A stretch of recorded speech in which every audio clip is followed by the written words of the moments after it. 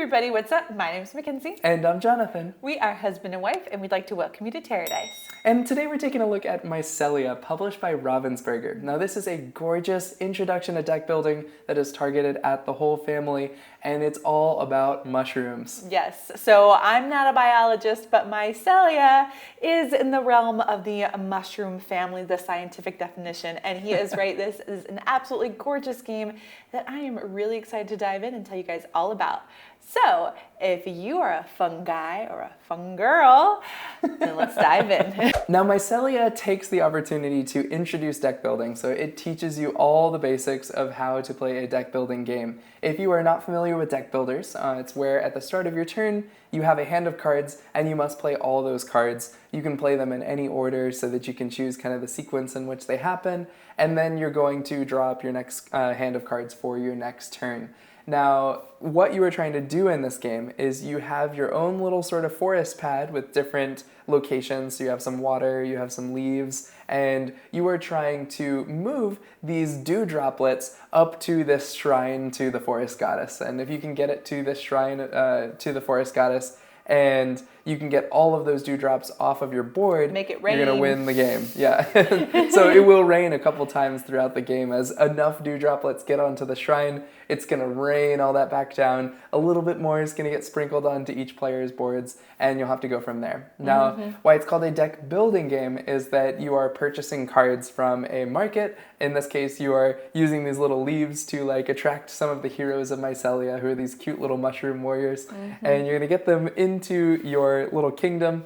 They'll go in, they go in the top of your deck in this game, and then when you draw your next hand, you'll get those new cards that you purchased. This is, like I said, an absolutely adorable game, and all of the mushrooms that you're going to be getting in this game are all extremely thematic to what they are doing. I now know a lot more about mushrooms diving into the theme of this game. Yeah, this actually like blew my mind. I'm gonna see if I can find the mushroom card. So there's this little mushroom who is like starting a little fire with a little stick. He's like trying to start the little spark. And Ravensburger actually posted on their story that this is a mushroom that is actually used in the wild as a fire starter. So if you like were trying to survive in the wild, you could find this mushroom, use that as your fire starter to start your fire. Yeah. I was like, whoa, that is so cute. He's like making the fire, but he's a fire starter mushroom. Now let's talk about how you play generally. So you start with a starter deck, and so everyone has the same cards at the start of the game. Those cards are either going to get you leaves, which are your income.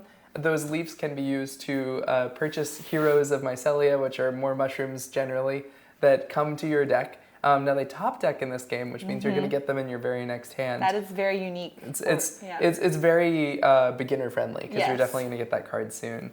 Now, the other way you can use your leaves is you can activate these abilities. So in a basic game, the first time you play, there's just 2 abilities. You also are all using the same board. But as you get more advanced, you're going to flip your board over. You're going to add in more action tiles that you can get from certain card purchases. And then you're also going to add in advanced cards, because the cards in this game are pretty basic in the basic deck. So just a little bit of income, moving water droplets. So I can move water droplets from a water to something else. Also, there's a really kind of cool one that I like a lot, which is some of the cards have a specific constraint of having exactly so many water droplets in a space. So I must have 3 water droplets to be able to move one, or I must have at least 2, but up to 4 can be removed. So I like that there's requirements about thinking, okay, if I can get them all to this spot, then I can do something really cool with them with my next card.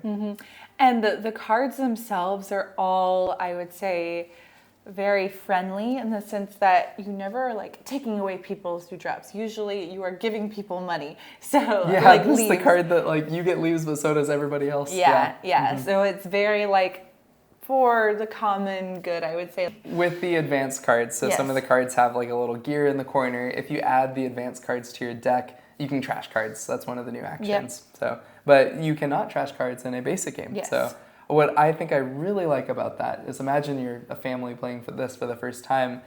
Other people getting good cards is just giving you benefits, because there's like that one card that lets you move, but also lets everybody else move one droplet.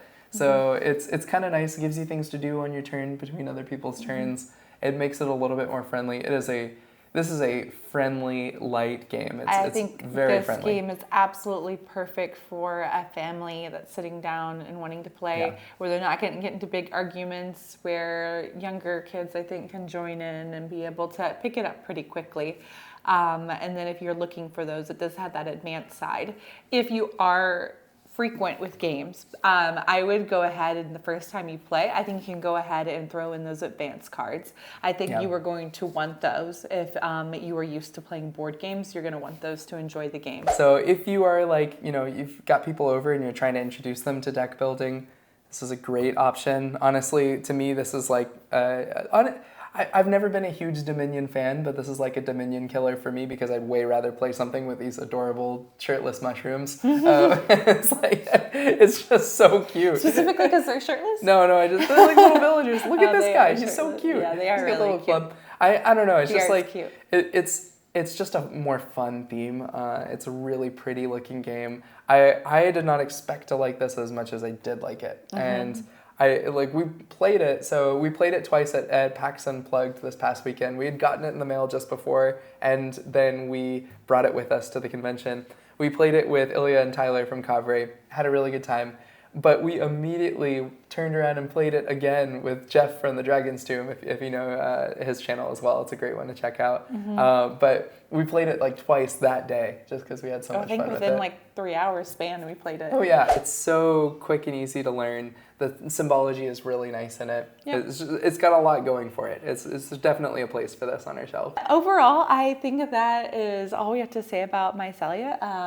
A really great production by Ravensburger. They have, I think, been killing it lately.